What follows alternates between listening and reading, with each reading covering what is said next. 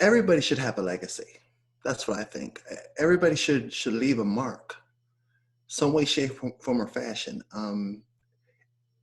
If we don't leave some level of of a footprint, a footprint, what's our existence? Why do we do what we do if we're not going to do anything? You know, so for me, it's like, okay, how do I create something that's so meaningful to so many people and to myself that keeps me going? Because there are other challenges that we have in life, and just understanding how to share and connect and have synergies with people, regardless. To me, that's another level of legacy to that. It's being able to synergize with someone, be it whatever it is. Damn, be whatever it is. It's one thing in particular. It's to have people give themselves an opportunity to grow to a level that they would not necessarily even think about doing or even achieving. Um, that's it. And like I said, there are more, but I think that's the top of the iceberg there. It's how to really elevate who you are as a human. You know, we call this the human condition. We're all connected some way, shape, form, or fashion. So why not elevate yourself to help other people elevate? That's it. Everybody, especially here in New York City, I mean, it's all over the world, but the bike has a story, and I'll go back, it goes way back. Um, and it's not just for me, I think it's for other people as well, that when there's challenges or troubles or just wanting to get out and get some air, the bike was always the scapegoat, especially when you're a little kid, you know? It's like, hey, I wanna leave the house and get on my huffy bicycle and just kind of go and roll around and hang out with my boys, you know? That was my scapegoat. And you know, it's kind of serendipitous that the bike was really what my dad had me doing. And I didn't even know it until years and years and years later that this would be something I would be doing for my career. This is not a job for me. This is my passion. What my dad used to do, which was so amazing, he would take the kids in town in Gettysburg on a Sunday morning and go riding with the kids. He would build bicycles for them. We'd ride through the battlefields of Gettysburg, Pennsylvania. And from that point, I never knew that I would be doing this. You know, 45 years later, 40 years later, I'd be doing this. It warms my heart because just to be able to do what I love to do, I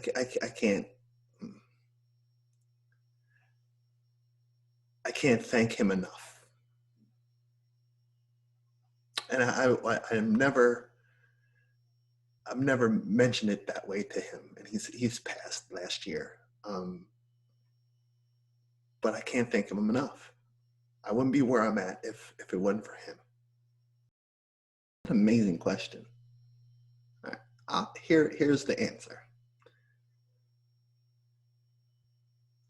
Being on the bike for me is a level of like it's my temple. It's my temple. It's my sanctuary. It's my calm place. It's my ability to connect to my physical, to my mental, to my spiritual. It's a connection of the bike to me and me to the bike. When I say it's my passion, it's everything that I do. It's what keeps me driving forward is the bike. Um, the second thing is really attaching this emotional component to it, that it gets me to think, well, you know, what are really the possibilities of anything, of everything, you know? Going back to my martial arts career, it was like, okay, that was part and parcel to how I developed as a young man, and all of those things that I've learned then in martial arts equated over to the bike, especially during that time. It was so connected because it was mind, body, and spirit. So for me, for the bike, it's okay. You have these two wheels powered by me at various speeds, various intensities.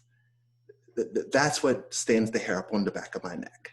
It's what gets me hyped about, wow, this is I'm doing this. And there were times where I couldn't do the things that I've done or that I continue to keep doing. So it's to be able to see, like I could see the progression in my fitness as I go forward. And like I'm stronger now than I've ever been.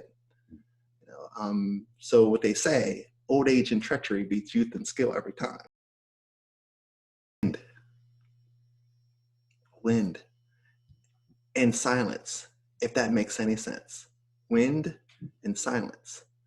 It's this mindset. It's this ability to connect to the surroundings. Um, you know, it's interesting. It's interesting. This is last year was really the first time that I was able to enjoy cycling, to enjoy it. Okay, and I'll go into a little deeper of this. To really enjoy cycling last year was, you know, always working, because that's what I do, you know, like, you know, indoors, outdoors. But I had the opportunity to do a couple social rides, we would call it, like events, upstate Hudson Valley. And it was the most enjoyable thing I've ever experienced. Just being able to get off the bike and look around, you know,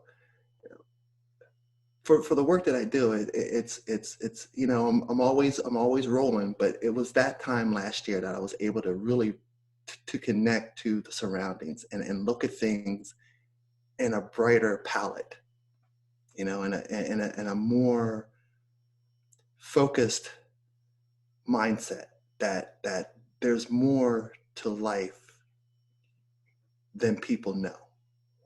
And the beauty of what I saw on those rides was like, I was blown away, because there's times when we get so far on the other side of the spectrum that we forget what the real things are. And what are And those? yeah, What are the what's real that? things? Yeah, yeah. What are And they? those real things are trees, water, sound, birds, people, looking around, understanding, here are the things that we're looking at that we don't necessarily see while we're on the bike, or that we don't pay attention to. Right? That was the opportunity for me to actually take a step back. I call it the pregnant pause. Just kind of take a step back and look at it from a broader perspective, and say, okay, well, you know, that waterfall, I would have never thought or even looked at that waterfall, or even turned off the road to go to a place where that was. Okay, I'm going to hit this hill, I'm going to hit that turn, I'm going to do this, I'm going to do that. But let's go down that road and see what goes down on that road, and be more of a discovery type ride instead of just go out and do a point to point. To me, that was the most amazing thing I've ever experienced. Discipline, focus, consistency, patience. Those are mental skills that are life skills that people have gotten away from. I'll give you an example. discipline, especially now, going through what we're going through, discipline to stay relevant and not lose it. See what I'm saying? Mm-hmm. A lot of people are having a difficult time with that. And as the longer we go through it, the harder it's going to be for people, because they don't have a level of discipline and focus to continue to stay relevant in the midst of chaos. To me, I sit in the center of it because it's the most calm. I look around, I see all this chaos that's happening around me. I'm not in that. I'm in the center of this calm space, and that discipline and the understanding of how it impacts things and actions and behaviors. It comes down to one word: it's discipline. Discipline. Mm-hmm. So I'll bring them together this way. So I look at discipline as a behavior first.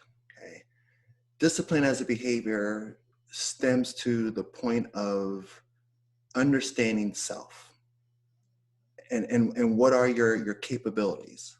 Okay, cycling is about capability. Okay, those. And then I'll go into the middle. So we're on one side of the spectrum here: discipline and cycling. And I'm going to bring it back to center. Cycling is about how to understand what capabilities a person has. So my job is to connect these two pieces together by sharing things with people from a coaching perspective that gets them to elevate their behavior or to change their behavior mentally. Okay? Then on the bike is to get people to understand the importance of their capabilities and understanding that they can elevate their capability. So once we bring those two pieces closer, they overlap. And then you start to see another level of improvement, because now it's not just about the 1-2, it's about the 1-2-3. It's about, how do I take the discipline that I've learned to do and continue to keep learning to do, and take this bike that I love to ride and elevate them together simultaneously. So a lot of times that if we separate behavior and cycling, those that don't put behavior behind cycling plateau. Mm. When we add discipline and cycling together, there's ability for the individual to elevate themselves to a whole nother level, because then it becomes part of them. It's not just the bike. Then it becomes a part of their being. Once they understand that and create this connection between the bike, the mind, and their passion to do what they love to do, the roads are limitless. You can go anywhere, because then there's no fear. There's no fear of drive, or there's no fear of longevity. There's no fear of other things that are out of your control. That you can control. Those that didn't know they could, and when they can, I smile. I've done my piece to help them grow at any age, any level. Mm. And when I see these incremental changes in individuals and their ability to become more confident in what they do, to me, man, that's like, everybody did their job. Everybody did what they needed to do to launch those juniors up that climb. That's exactly what was the plan. Yeah. Make it extremely hard. Yep. For those that couldn't hang. Yep. from the gun. That is as real as you can get. Yep. I don't care what people say, all this virtual thing. No, that was real. Yep. That was real power. That was real effort. That was real strategy. That was the ability to take the training that we do and apply it. Yep.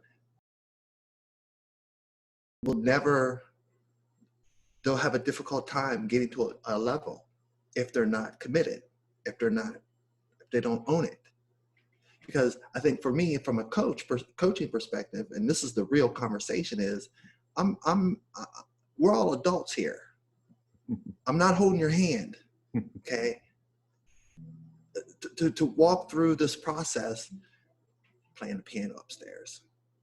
Can you hear that? I can't hear it. Okay, here, yep. To walk through the process of being committed to something for long term. It's just not like a week. No, these are long-term programs that builds the ability to change the way people think about themselves, not just about the training. It's about changing the way they think and how they grow. If there's no commitment, there's no growth. Right. So just being from a training perspective, if you're not committed, it won't work for you. And those are the types of conversations I want to have in this masterclass. Like, okay, folks, if you want to get to where you want to be, it's about commitment. If you're not committed, then you're not committed to your job. I mean, we can go that level too.